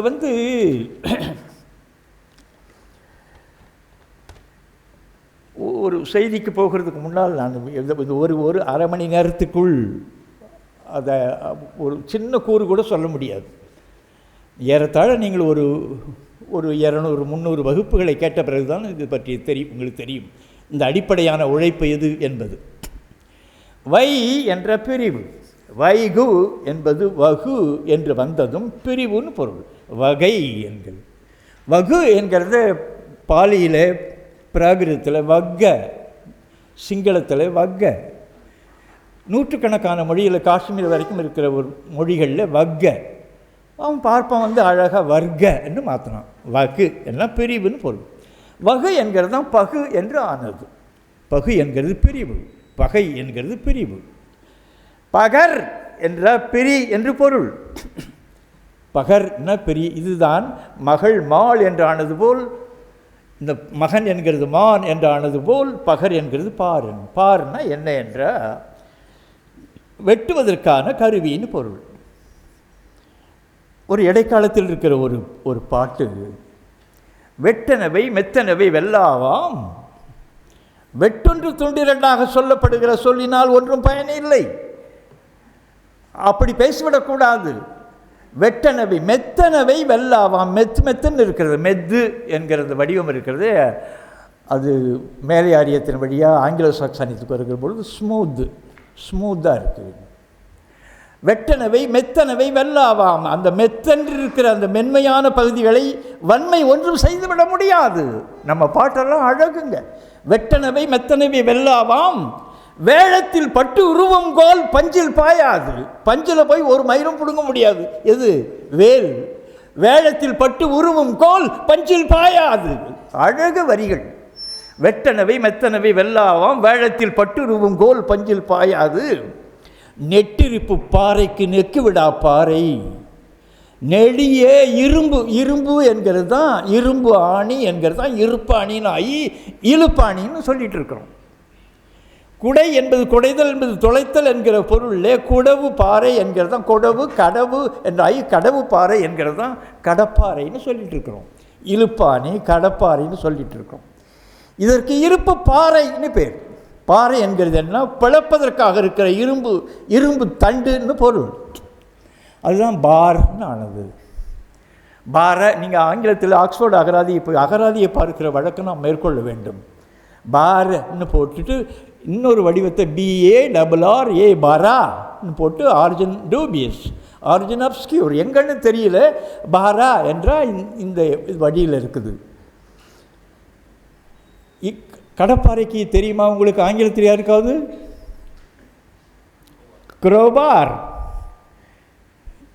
குரோபார்னு கேள்விப்பட்டிருக்கீங்களா? கடப்பாறைக்கு இருக்கிறது. அது என்ன பொருள் போட்டிருக்கான் ஆக்ஸ்போர்ட்லன்னு பார்த்தா, காக்காயினுடைய வாய் எப்படி இருக்குது, அதுக்கு முனை அப்படி இருக்குதான்றான். பெரிய அறிவாளிகள் அவங்க. குரோபார், ஹேண்டில் பார் என்கிறது. குடிக்கிற இடத்துல இந்த நாய்கள் பையன்கள் குடிக்கிற இடத்துல போய் ஏதாவது அமர்க்களம் பண்ண போய் விட போகிறான் என்று இரும்பு கம்பிகளை போட்டு அடக்கி வைத்திருக்கிற அந்த சந்தில் மட்டும் கொடுப்பாங்க அந்த பொருளை விற்கிறவன். அதனால் அந்த கம்பிகள் வரிசையாக நாட்டப்பட்டு மறைக்கப்பட்டிருக்கிற பகுதி என்கிறதுனால தான் பார். உங்களுக்கு விளங்குதான்? பார். இங்கிலாந்திலே பார் என்பது அந்த அரைமன்ற நடுவருக்கு முன்னால் இருக்கிற கம்பியை பிடித்து கொண்டு பேசுகிறதுக்கான தகுதி யாருக்கு இருக்கிறதோ ஹி இஸ் பாரிஸ்டர் அட்லா என்கிறது தான் பார் அட்லா. இதை சட்டப்பாரர் என்று பாவாணர் பெயர் இருக்கிறார். அவருடைய அறிவு நுட்பத்துக்கு இது ஒரு சான்று. சட்டப்பாரர் என்று அது பெயர்க்கிறார். சரி, இந்த அது இது எதற்கு நான் சொல்கிறேன், துருவி துருவி துருவி துருவி துருவி உள்ளே போனதும் அந்த மூலம் தெரியும். அந்த மூலம் தெரிகிறதுக்கு இது கண்டுபிடிக்கிறது எப்படின்னு என்ன ஒருவர் கேட்டார், காலையில் கூட கேட்டார். அதுக்கு எருமை, இப்போ மகுடேஸ்வரன் ஐயாட்ட கேட்டார். நான் சொன்னேன்னு அதுக்கு எருமை பொறுமை வேணும். இது என்னன்னு கண்டுபிடிக்கிறது எருமை போல் இருக்கணும். ஆனால் அதே சமயத்தில் அதனுடைய வாலில் இருக்கிற முடி இருக்குது பாருங்கள், அதில் ஒரே ஒரு ஈ உட்காரும், சட்டால் நடிக்கும் சாட்டை போல். அந்த விஜிலன்ஸ் இருக்கணும். இதே வேலையாக கிடக்கணும், வேறு எந்த வேலையும் செய்யக்கூடாது. இதைத்தான் தொல்காப்பியன் சொல்கிறான், வினையின் நீங்கி விளங்கிய அறிவின் முனைவன் கண்டது முதுநூலாகும். அது முதல்ல உண்மையான அடிப்படையான அறிவாளிகள் எந்த வேலையும் செய்யக்கூடாது அப்படின்றான். அவன் மட்டும் அந்த வேலையை மட்டுமே பார்த்து கொண்டிருக்க வேண்டும். அதுக்கெல்லாம் வெளிநாடுகளில் மிகப்பெரிய அரசனுடைய அரவணைப்பு உண்டு. இங்கே ஒரு மண்ணாங்கட்டியும் இல்லை, எந்த ஒரு உண்மையும் தூக்குகிறதும் இல்லை. ஏதாவது ஒரு அரசியலுக்கு சார்பாக இருந்தால் தூக்குவார்கள். இதெல்லாம் சொன்னால் இது அரசியல் பேச்சு இல்லை. நீங்கள் எல்லாம் தெரிந்து கொள்ள வேண்டும். ஏனென்றால் நீங்கள் இந்த நாட்டை ஆளப்போகிறவர்கள், இந்த மண்ணில் வாழப்போகிறவர்கள், இந்த மண்ணினுடைய நலங்களை பற்றி முடிவு செய்ய போகிறவர்கள். எனவே நான் பரிமாறிக்கொள்ள விரும்புகிறேன். இதில் எப்படி அதை உள்ள நுழைகிறது என்கிறதுக்கான ஒரு உத்தியை உங்களோடு சொல்ல விரும்புகிறேன். அது சொன்ன சிக்கல் இல்லாத விளங்கும், அந்த மூளையும் அப்படியே விளங்கி கொண்டே போகும். என்னோடு பின்பற்றி வர வேண்டியது தான். துல் என்ன தொடக்கத்தில் நான் சொல்கிறது ஒரு 2 லட்சம் 3 லட்சம் ஆண்டுகளுக்கு முந்தி மேல் என்கிற பொருளுக்கு அந்த சொல்லை பயன்படுத்தி இருக்கிறான். துளை மேல், துலா என்ற தூக்கு, எடையிடுவதற்கான பேலன்ஸ். எனவே தான் தூக்கு என்கிற ஒரு சொல்லில் தான் அந்த உண்மையை பார்க்க முடியும். அதெல்லாம் நீங்கள் அந்த காலத்தினுடைய பெண்களுக்கு, குடும்பத்தாருக்கு தெரியும், பெரியவர்களுக்கு தெரியும். தூக்கு, துளை என்கிறது. அது துளவு என்கிற சொல் துலா என்றானது, நிலவு என்கிறது நிலா என்றானது போல, அதாவது சுரவு என்கிறது சுறா என்றானது போல, பலவு என்கிறது பலா என்றானது போல, துளவு என்கிறது துலா என்றானது. தூக்கி நிறுத்தி எடையிட்டு பார்ப்பது. எப்பொழுதுமே தூக்கி பார்த்தா தான் அது என்னன்னு தெரியும். ஏ என்கிறது எழுச்சி, எவ்வு, எக்கு எம்பு, எகிறு, ஏவு, ஏன், ஏணி, இந்த இதுபோல் என்கிறது. ஏறு என்றால் அவர் ஏறு போல் நடையினாய் வா வான்னு இப்போ ஜல்லிக்கட்டில் வருகிறது ஏறு இருக்கிறதே. ஏன் ஏறு என்று பெயர்? எல்லா விலங்குகளும் ஒன்றோடு ஒன்று கூடுகின்றன. ஆனால் அது ஏறுகிறது மிக வியப்பாக இருக்கிறது, அவனுக்கு வியப்பாக இருக்கிறது. ஏறுனா இதுதான்டான்னு பேசிக்கொண்டிருந்தான். கள்ளங்கபடி இல்லாமல் அந்த அந்த உண்மைகளை அம்மனமாகவே பார்த்த காலம் ஒன்று இருந்தது. ஏறு, இது ஒரு முறை பாவலர் ஏறு பெருஞ்சித்திரனார் என்னை கேட்டு ஏறுன்னா என்னன்னு கேட்டுட்டு கொஞ்ச நேரம் சென்று விழிக்க தொடங்கி விட்டார். அவர் கவலையாக போய்விட்டார். அவர் ஆண் பெண் விலங்கின் மேல் ஏறுகின்ற ஆண் விலங்குக்கு ஏறுன்னு பெயர் என்று நான் அருளி சொன்னேன். ஏறு என்றால் பெண் விலங்கின் மேல் ஏறுவதாகிய ஆணுக்கு ஏறு என்று பொருள். எப்படி தம்பின்னு மறுபடி கேட்டார். ஆற்றலோடு புணர்ந்த ஆண்பார்க்கெல்லாம் ஏற்றை கிளவி உரித்தன மொழிப. ஆற்றலோடு புணர்கிற அந்த ஆண்பாருக்கெல்லாம் இந்த ஏற்றை ஏறு என்கிற சொல்லை பயன்படுத்த வேண்டும் என்று 2700 ஆண்டுகளுக்கு முந்தி தொல்காப்பியன் பதிவு செய்து வைத்திருக்கிறான் என்று நான் சொன்னேன். சரி, ஏறு இந்த வகையில் ஏடு எடு என்ற ஒன்றை எடுத்து பார்த்தால்தான் அது என்ன, அதனுடைய வெயிட் தெரியும். அதுதான் எடை. எடை என்கிறது எடுத்து பார்த்தா தான் தெரியும். அது தூக்கு, துளை என்று இந்த வந்ததெல்லாம் அது அடிப்படையில். துளை என்கிற சொல்லுக்கு பேலன்ஸ், தராசு என்கிற ஒரு சொல், உருது சொல் இங்கே வந்து, அந்த அரபியிலிருந்து வந்த சொல் இங்கே வந்திருக்கிறது. தராஸ் என்கிற வடிவம். இது திருமூலன் கையாளுகிறான். தராசு என்கிறதெல்லாம் வந்திருக்கு. இதில் திருமூலிலே வந்திருக்குன்னு ஒரு மத பித்தர் ஒருவர் பேசினார். நான் சொன்னேன், அவன் வந்தது அந்த எந்த காலத்தில் அவன் எழுதினான் என்கிற பதிவு அது. உருது தெரிகிற, அரபி தெரிகிறபடியான ஒரு வழக்கம் வந்த பிறகு வந்த நூல் அது. எனவே காலத்தை கொண்டு போய் அங்கே எங்கே அந்த சொல்லை பார்த்த உடனேயே இது எந்த காலத்தில் உருவானது என்கிற பதிவு அதுக்குள்ளால் மறைந்து கிடக்கும். சரி, இந்த துளை என்கிறது துலா, சமஸ்கிருதத்திலும் அது ஏற்றுக்கொண்டார்கள். இந்த நாட்டில் இருக்கிற ஒரு 60 மொழிகளில் அந்த துலா என்கிறது. அது எடை வைக்கிறதுனால அதுக்கு துலாபாரம்னு பேர். சரி, பாரம் வைக்கிறதுனால, எடை வைக்கிறதுனால. பாரம் என்கிற சொல்லே எடை என்கிற பொருள் இருக்கிறது. பாரோ என்கிறது வடிவம். சரி, இந்த அந்த துலாபாரம் என்கிறது அந்த காலத்திலே ஒரு வழக்கு. பிராமணர்கள் மனு தர்மத்தை எல்லாம் நீங்கள் படிக்க வேண்டும். அதில் தான் நாம் எப்படி குட்டிச்சுவரானோம், ஏமாற்றப்பட்டோம், எப்படி நம்ம ஏய்த்தார்கள் என்கிற எல்லா பதிவுகளும் அது இருக்கின்றன.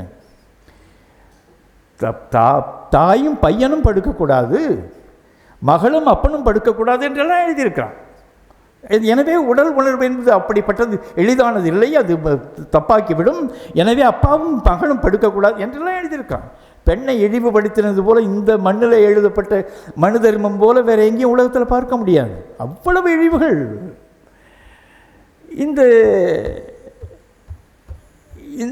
மனு தர்மத்தில் எழுதியிருக்கிறான், அடிக்கடி நீ ஏதாவது பாவம் செய்து விட்டால் கோதானம் கொடுக்கும். கோதானம்னா பசு தானம், பசுவை கொடுக்கணும். அதுக்கு பக்கத்தில் என்ன எழுதியிருக்கிறான் மனு தர்மத்தில்?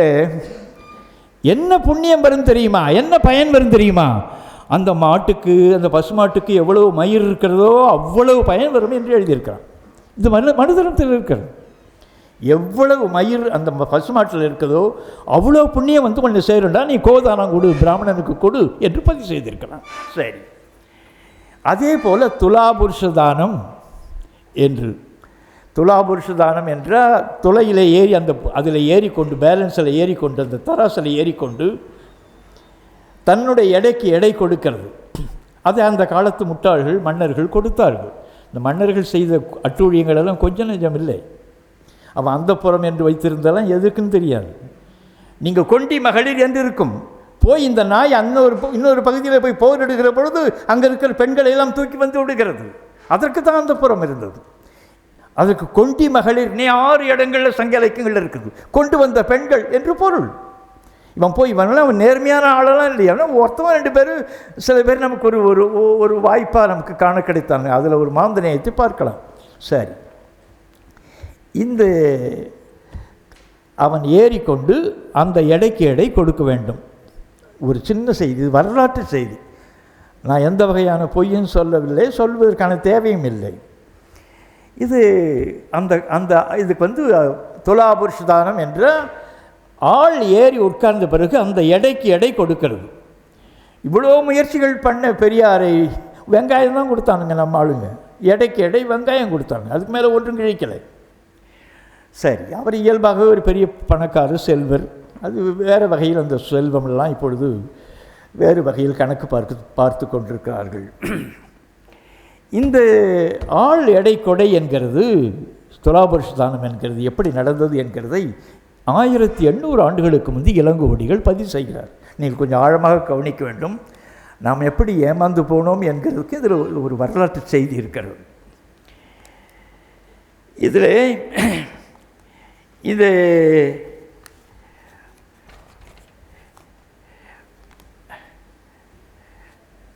அவர் சொல்கிறார், அந்த எப்படி கொடுக்கப்பட்டது என்கிறது இந்த சொல்லுக்காக நான் பின்னாலே நீங்கள் வந்து கொண்டே இருக்க வேண்டும். அருமறை முதல்வன் சொல்ல கேட்டு, ஒரு அருமறை என்கிறது அரிய மறையாக இருக்கிற வேதம் ஓதுக்கிற ஒரு பார்ப்பான், அவன் பேர் மாடலன்னு பேர். அவன் ஒரு கதையை சொல்கிறான். கண்ணகி இறந்தாளா, தொடர்பாக கோவலன் இறந்தானா, அதற்கு பிறகு கோவலனுடைய அப்பா கண்ணகியனுடைய அப்பா 2 பேரும் துறவு மேற்கொண்டார்கள்.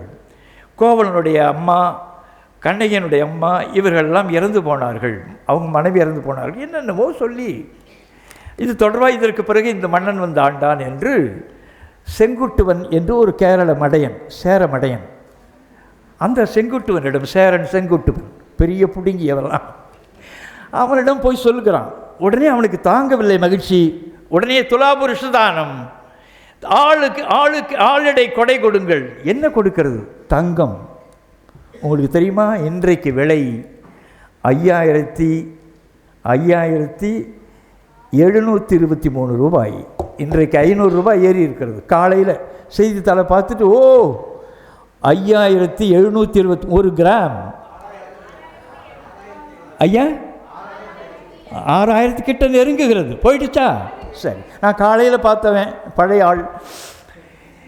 இது 5723. நான் காலையில் எண்ணும் பொழுது வருத்தமாக இருந்தது.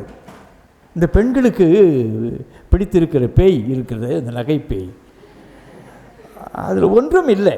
காலம் வளர்ந்து கொண்டே இருக்கிற அந்த நிலைகளில் இதெல்லாம் நகைப்பாக இருக்கிறது. வெளியில் ஒவ்வொருவரும் இதில் தான் கவனம் செலுத்துகிறார்கள். பட்டுப்புடவை இந்த பயல்களுக்கு, ஆண்களாகி இருக்கிற பயல்களுக்கு ஏமாற்றுவதற்கு கிடைத்த பெரிய கருவூலங்கள் இந்த நகையும் பட்டுப்புடவையும்.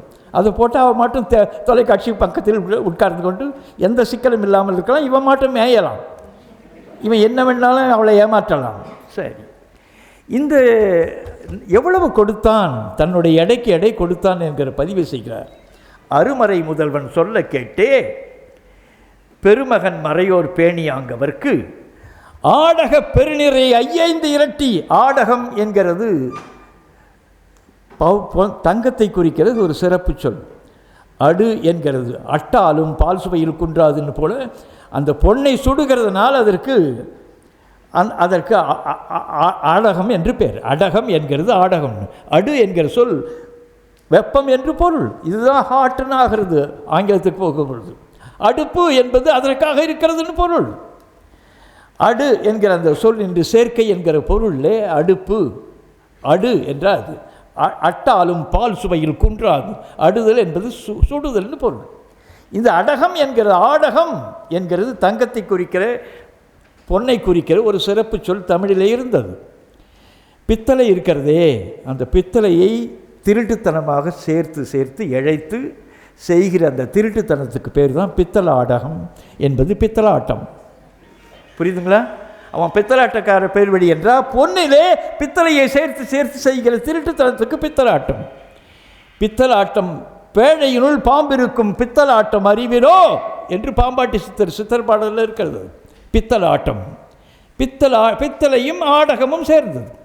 இந்த ஆடக பெருநிறை என்கிறது 50 துலாம். அந்த துளை என்கிற எடை கருத்திலே தான் துலாம் என்று வந்தது. இது போய் உருதிலே பாரசீகத்திலே தோலா என்றானது. இத்தனை தோலான்னு வாங்க. இந்த ஆடக பெருநிறை 5 இரட்டி. அந்த பெருநிறையை 5 25 25 இரட்டினால் 50 துலாம். 50 துலாம் என்கிற எடை கணக்கில் ஒரு ராத்தல் என்கிறது 40 தோலா.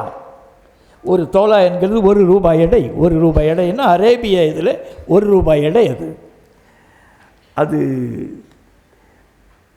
ஒரு தோலா 12 மில்லிகிராம் என்கிறது ஐரி மாத்திரை. 12 மில்லிகிராம் ஒரு தோலா. இதில் ஒரு ராத்தல் என்கிறது 480 கிராம். நன்றாக எண்ணிக்கொள்ளுங்கள். ராத்தல் என்கிற அந்த சொல்லுக்குரிய எடை பொருள் 480 கிராம் ஒரு ராத்தல். 1 கிலோ என்கிறது 2 ராத்தலும் அதுவும் கூட இருக்கிற ஒரு 40 சேர்ந்தால் தான் அது 1 கிலோ. 1000 மில்லி என்கிறது 1000. இப்போது 40 தோலா ஆகும் ராத்தல் 375 என்கிறது தான் அந்த ஆடக பெருநிறை 5 இரட்டி.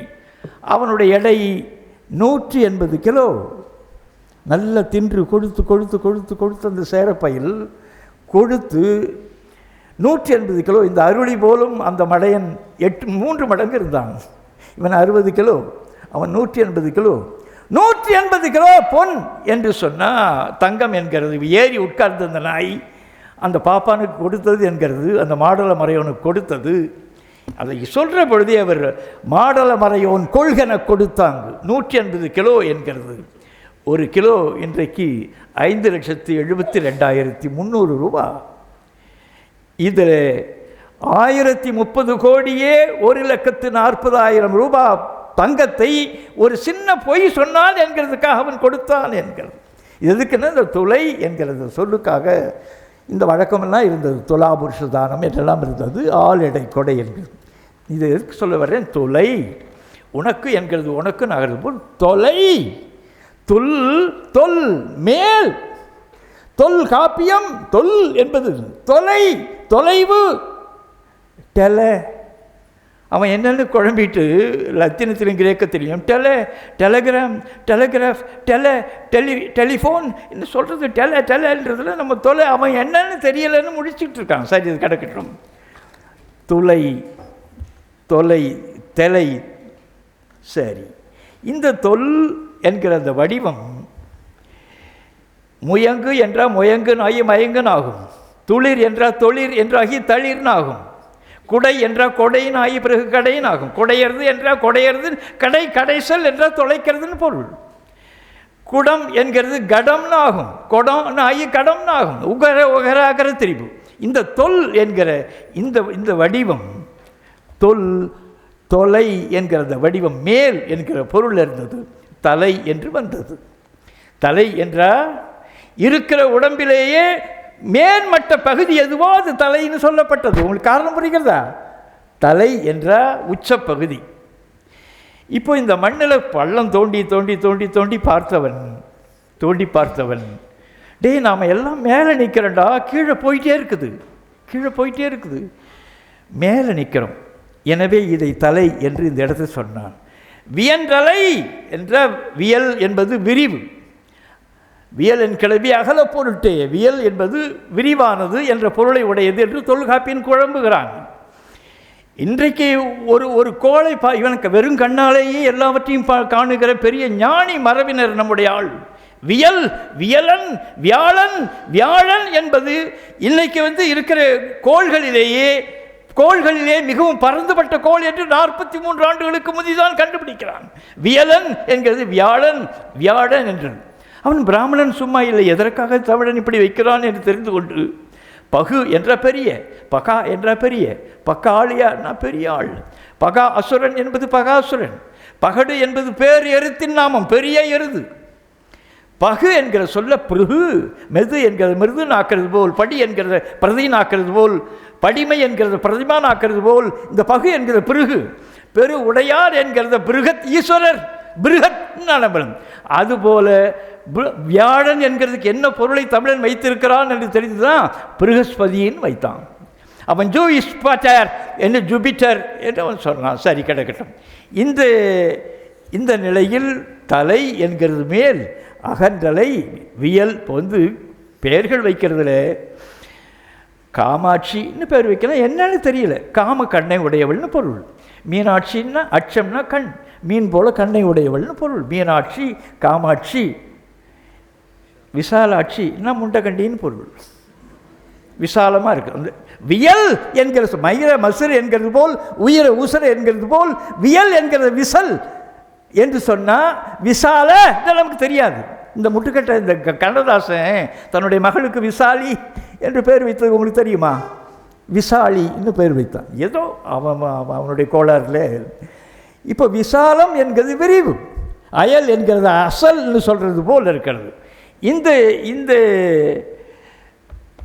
இந்த சொல்ல அகன்றலை, வியன்றலை, மலர்தலை உலகம் என்று சொல்லுகிறதெல்லாம் இது விரிவடைந்து கொண்டே போக போக போக போக விரிவடைந்து கொண்டே போகிறபடியான இடத்தினால்தான் பா என்கிற அந்த அந்த அடிப்படை சொல்லி நின்று பாட்டுன்னா வேற ஒன்றும் இல்லை. பா என்கிறது வந்தேன் என்கிறது வந்தேனேன்னு நீட்டுறது தான், ஏன் நீட்டுறது தான். அந்த நீட்சி தான் பா என்கிற சொல்லுக்கே அடிப்படை. அது பிறகு பாடு, பாட்டு என்ற அந்த சொற்கள் எல்லாம் வந்தது. இந்த பா என்கிற அந்த சொல்லின் என்று தான் பார் பார் என்று இந்த உலகத்தை சொன்னது. பார் என்று சொன்னது விரிவானது என்கிற பொருள் தான்.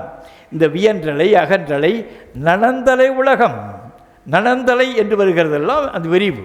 நனவே களனும் அகலமும் செய்யும் தொல்காப்பியன். நனவு என்கிறது அகலத்தை குறிக்கிறது என்று பொருள். நல்ல என்றால் பெரிய, நன்னன் என்றால் பெரியோன் என்று பொருள், உண்மையானவன் பொருள். நனம் என்பது, நனவு என்பது உண்மை என்று பொருள். கனவல்ல, நனவு என்கிறது உண்மைன்னு பொருள், உண்மையானதுன்னு பொருள். நல்ல என்பது அடி, நல்ல. அவருக்கு அந்த ஐயா கொஞ்சம் குறும் பண்ணார், அதுக்காக நல்ல அடிங்க அவருக்கு. அப்படின்னா நன்மை தரக்கூடிய அடி என்று இல்லை. அடின்னா என்னவாது ஐயா வாங்கினார்னு பொருள். நல்ல என்கிறது, நல்ல என்கிற அந்த சொல் இருக்கிறதுங்க, அது ரொம்ப அழகு சொல்லுது. பெரிய, உரிய, அதற்கே உரிய என்று பொருள். நல்ல பாம்பு என்றால் நன்மை தரக்கூடிய பாம்பு என்று இல்லை.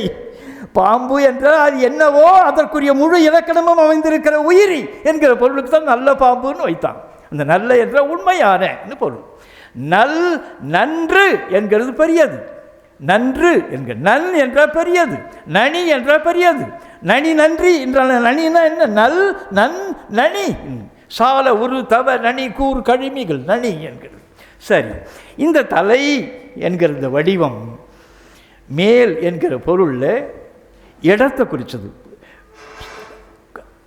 குழித்தலைன்னு ஒரு கூரை கண்டுபிடித்து தெரியுமா? குழித்தலை திருச்சிக்கு பக்கத்தில் இருக்கிறது. அது தண்டார் குழித்தலை என்று இருக்கிறது, பழைய பதிவில் இருக்குது. தலை என்பது இடம் என்கிற பொருள்.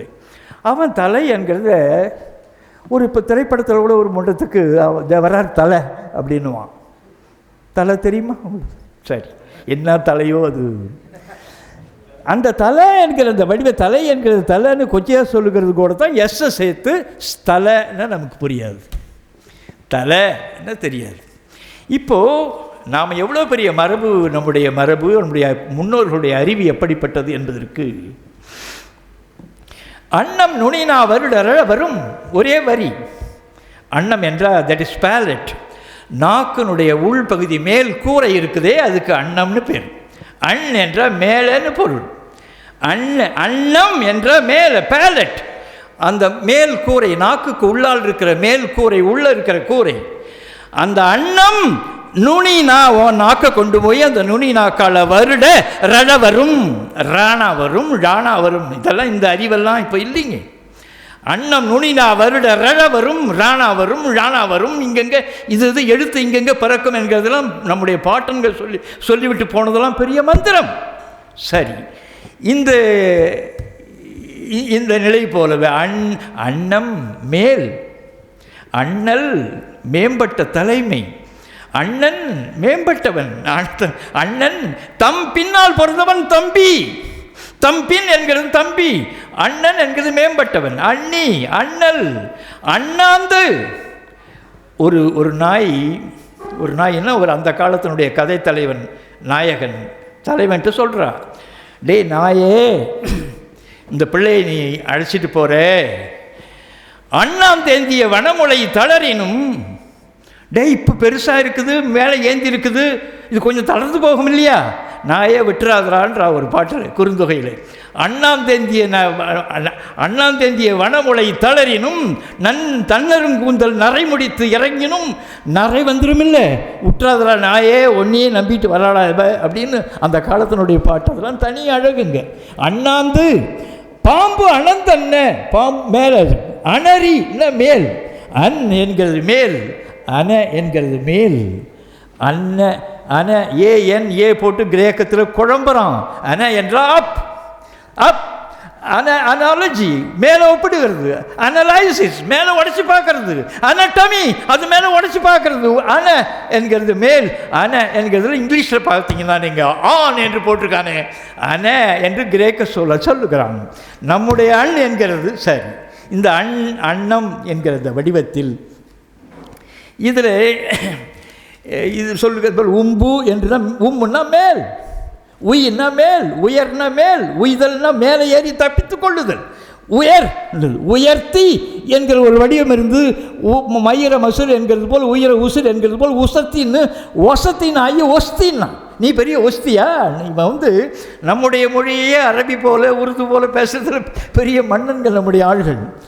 இது தொடர்பாக இருக்கிறதுல இந்த உயர் என்கிற வடிவத்தில் மேல் என்கிற பொருளில் மேல், உயர் மேல். சரி, இந்த மேல், உம்பு மேல், உம்பர் என்ற தேவர்கள் மேலே இருக்கிறவர்கள். உம்பர்வான் எல்லை ராமனையே பாடி என்றெல்லாம் போகும். உம்பர்னா மேலே. இந்த உம்பர் என்கிறது தான் உப்பர் நானது. உப்புதல் என்பது மேலே, உம்பு என்கிறது தான் உப்பு நானது. அது கீழே இருக்கிற நீர், அந்த உப்பு நீர், கடல் நீர் படிப்படியாக உற்று போய் பார்த்தால் தான் தெரியும். அப்படியே படிப்படியாக மேலே எழுகிற அந்த அழகு உப்பு என்கிறது. உப்பர் என்கிறது தான் பிறகு நான் முதல்ல சொன்னபடி பஞ்சு ஸ்பாஞ்சானது போல், மெல்லு ஸ்மெல்லானது போல் இந்த சூப்பர்னு ரொம்ப சூப்பருங்க அப்படின்னு இந்த நாய் சொல்கிறது நம்முடைய உப்பர். இது உயர கருத்தில். இது தலை என்கிற சொல்லை அன்னம் நுனினா வருட ரழவரும் இந்த லானாவும் ராணாவும் பிறக்கிற இடம் ஒரு இடம், அந்த இடத்துல அப்படி உரசுற பொழுது வரும். அதனால தான் திரும்பு என்கிறது கூட ஊர்புறத்தில் அவன் திரும்புகிறாயா லானாவா சொல்லுவான். திரும்புதல் என்பது குடல் என்கிறது குடர்னு ஆகும், சாம்பல்னு ஆகும். இந்த இரண்டா லானா தெரியுது தான் தலை என்கிறது தரைன்னு ஆனது. தரை என்பது அது தராய் என்கிற வடிவமும் தரை என்கிற வடிவமும் பரிபாடுகள் எல்லாம் கிடைக்கிறது. தலை என்கிறது தான் தரைன்னு ஆகிறது. நாய் குறைக்கிறது என்கிறது நாய் குலைக்குதுன்னுமா. அந்த லானா குழப்பம் அது தொடர்பாக இருக்கிறது. இந்த தரை என்கிறது தெரா, லத்தீனத்தில் கிரேக்கத்தில் TERR, தெரஃபிலியா என்றால் மண்ணின் மைந்தன், தரைக்குரிய மகன், தெரஃபிலியா என்று. சரி, டெரேஸ் மேலே கற்ற தரை என்கிறது சொல்ல.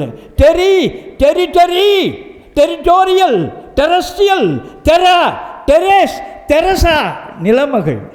இது தொடர்பாக இருக்கிற இந்த சொற்களை எல்லாம் அது ஒரு பெரிய வியப்பு. அது மணிக்கணக்கில் நாம் பேச வேண்டும். உங்களை நான் மேலும் சோர்வாக்கிவிட விரும்பவில்லை. உங்களை பார்க்கிற பொழுது எனக்கு மகிழ்ச்சியாக இருக்கிறது. நாம் விடக்கூடாது. நம்முடைய மொழி உலக மொழிகளுக்கெல்லாம் தாய். நம்முடைய மொழி கற்பனை பண்ண முடியாத ஒரு பேராற்றல் பொருந்திய மொழி. அது திருக்குறளெல்லாம் எண்ணி பார்த்தா வியப்பாக இருக்கும். எல்லா நுட்பங்களையும், எல்லா அறிவு நிலைகளையும், எல்லா பண்புகளையும் அது பெற்றிருக்கிறது. போயிட்டு வருகிறான் புதல்வர். போய் இந்த இலக்கியங்கள்லாம் நீங்கள் பார்த்தால் போய் உழவு செய்துவிட்டு வருகிறான், தூக்கி போடுகிறான். புதல்வர் கவையினன் தந்தை, கவ்வு என்கிறது சொல் இருக்கிறதே. கவ்வு என்ற பற்றுதல். கவலை என்கிறது அந்த பற்றி இருக்கிற வகையான சாரோ, அயற்சி. கவலை என்கிறது கவ்வு என்கிறது சொல் தான் ஹவ்வு என்ற ஐ ஹாவ்னு சொல்கிறான் பாருங்க. ஹேவ் என்கிறது கேப்பபிலிட்டி, கெப்பாசிட்டி என்று தொடர்பாக இருக்கிறதெல்லாம். கப்பேர் என்ன பெருன்னு பொருள். அதுதான் ஹபேர் என்று லத்தீனத்தில் ஆனது. ஹேவ் என்கிற வடிவம் அது. சரி, இது தொடர்பாக இருக்கிற அந்த கவலை அது தொடர்பாக இருக்கிற அந்த செய்திகளில் கவின் என்ற பற்றி ஈர்க்கிற அழகு எதுவோ அது கவின். யா என்பது கட்டு, யாழ், யாழகு என்கிறது தான் அழகு என்றானது. கட்டழகுன்னு நாம் சொல்லுகிறோம் இல்லை, அது எல்லா செய்திகளும் இதற்குள்ளால் இருக்கிறது. அவ்வளவு நுட்பங்களை இது இது இது பொருந்தி இருக்கிறது.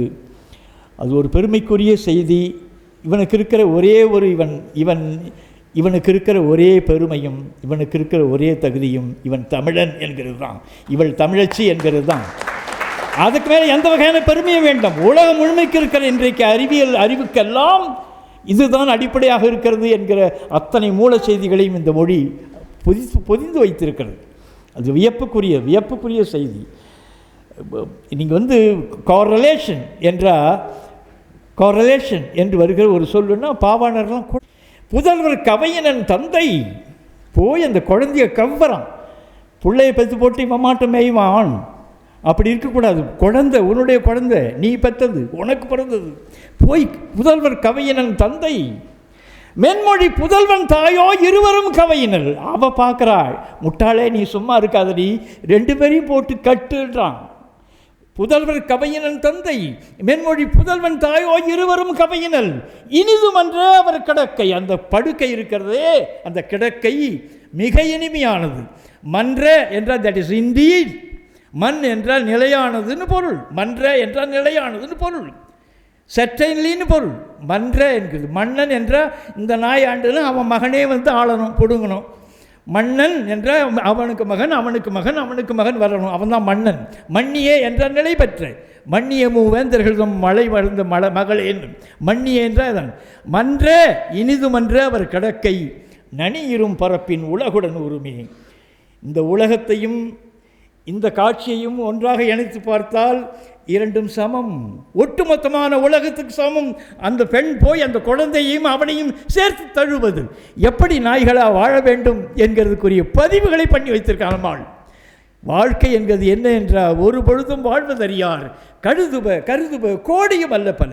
ஒரு முன்னடி கூட எப்படி வாழ்வது என்று இந்த முண்டங்களுக்கு தெரியவில்லை. ஆனால் கருதி கொண்டிருக்கிறான்.